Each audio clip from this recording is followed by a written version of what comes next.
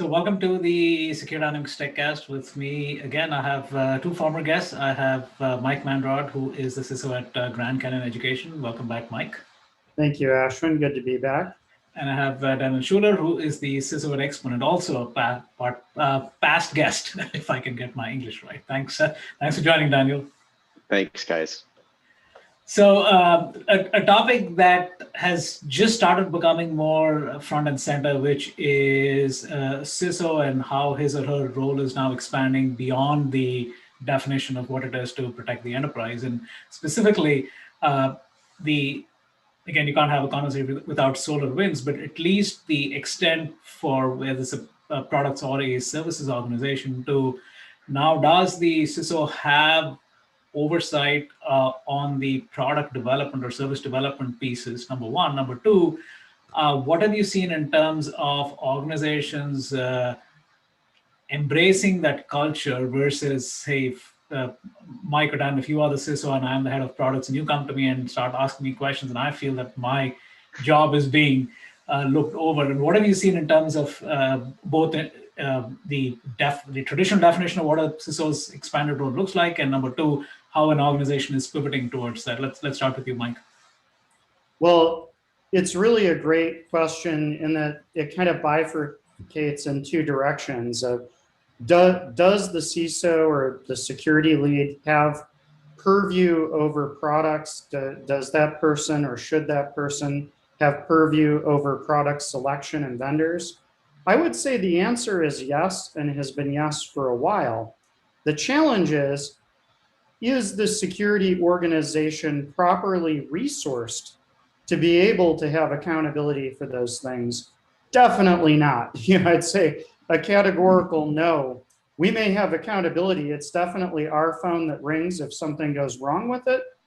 But do we have the ability to do the level of depth and inspection that would provide assurance of every product that goes into a modern environment?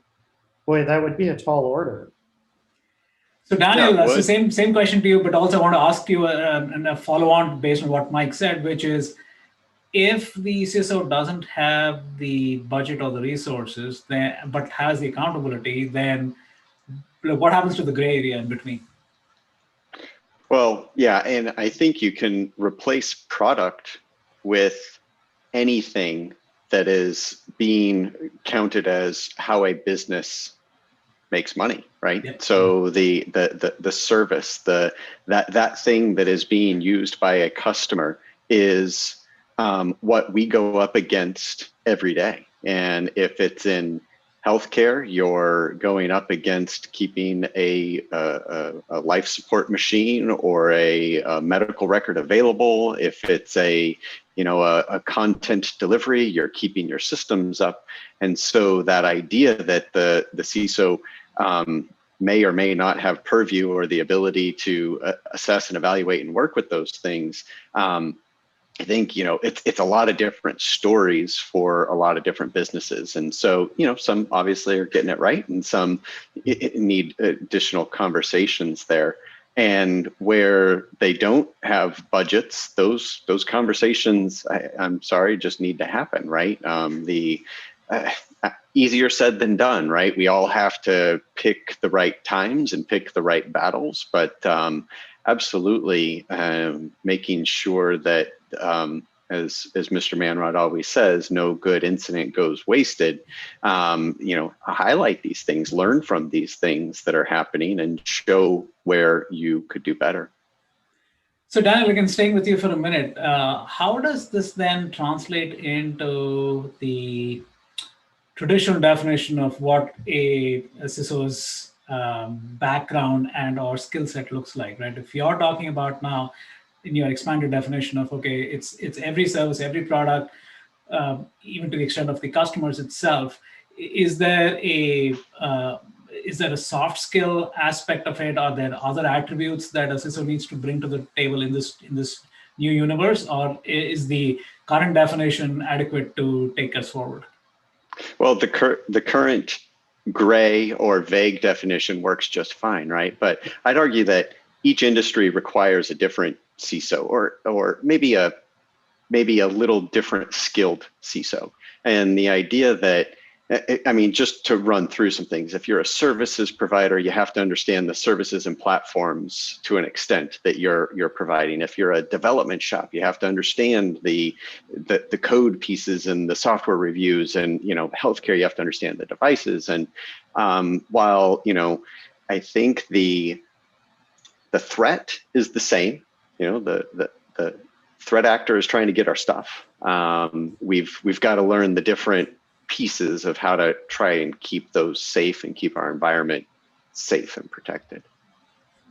So Mike, I'm going to ask you a real example. In fact, it just came off a conversation with an event organizer. I didn't even realize this, and he was telling me the GDPR and CCPA, technically email addresses is considered PII information. So as an event organizer, I mean, he's based out of the UK, so he understands regulations better than people in the US. But his point was, lots of event organizers are hiding behind the fact that, hey, I can't give the list of attendees because I'm asking for PI information, which is not allowed. So the question is, again, so it triggered off another chain of thought, which is, if I'm the head of marketing and I'm going ahead and like setting up a webinar and I'm asking for information and the CISO has no idea about it, now suddenly I have access to so much data.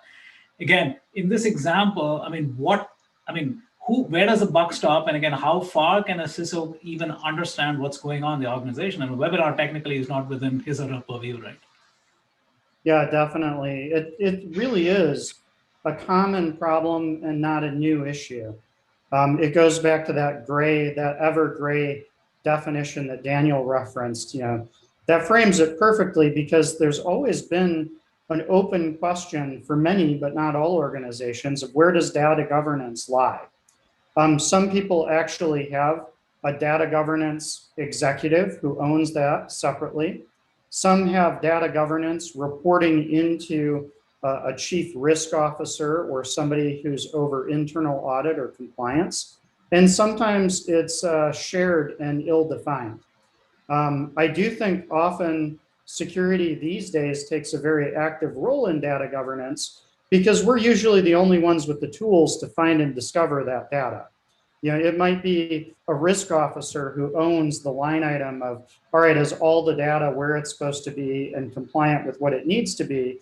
But at the end of the day, it reports up to the security team. They have the tool to find, oh, we're scanning and we found this unstructured data, and we're indexing SQL servers and we found this structured data, and we're auditing permissions. And so I think it's something that as an industry we could define a lot better, like where does data governance live, whose responsibility, and if it's a mess, who's responsible for fixing it.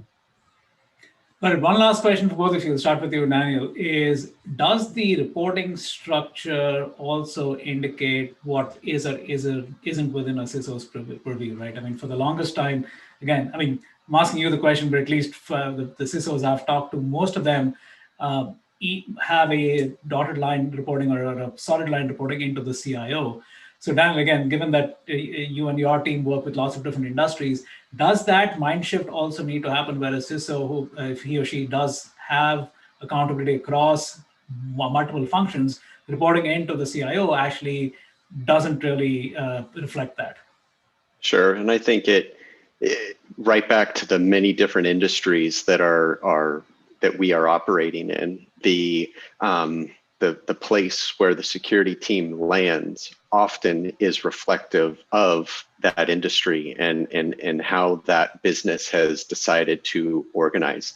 A company may not have an official CIO, but might have a more formalized CFO or somebody who is more in the realm of the business operating and financially and all of those. But they've recognized the responsibility to keep things safe. So, just as Mike was getting into and you were mentioning with the privacy pieces, certain companies, certain industries have that as one of their top risks, and others, while maybe it's not it's a risk, but not one of their top risks.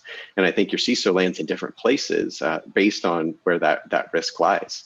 So, that CISO's ability to evaluate that marketing platform before somebody loads an email address into it, that works great. Finding out after that email address list is made public, that's terrible. But communications, working with your business, working with your team, definitely going to help there. So Mike, same question to you, but again, going back to never let an incident go waste, is have you seen shifts in ways organizations are structured if a particular industry and or a competitor gets into a hot seat and use that as a reason for change? So I definitely have seen all sorts of reorgs, not all of them that I like or agree with, just looking out across industry. I completely agree with Daniel that it really does depend on the org. One key factor I would see is whether or not an organization has centralized IT. So if you're looking at an organization with many business units that all have completely their own IT, I think the CISO and security team need to be high up the org chart. If there is centralized IT and a central CIO accountable to the CEO, then I really like reporting into the CIO office, because then there can be that collaboration and alignment. And a director of infrastructure or of development will view you as a peer rather than often some ivory tower, meaning things can be more collaborative, less siloed. That's preferable. But if you have 11 or 150 business units that each have their own IT, well, yeah, you probably need to be further up the food chain then. Got it. Great conversation as always. Again, thanks for your time, Daniel. Thanks for your time, Mike. Thanks, guys. Thank you, Ashwin. Thanks, Dan.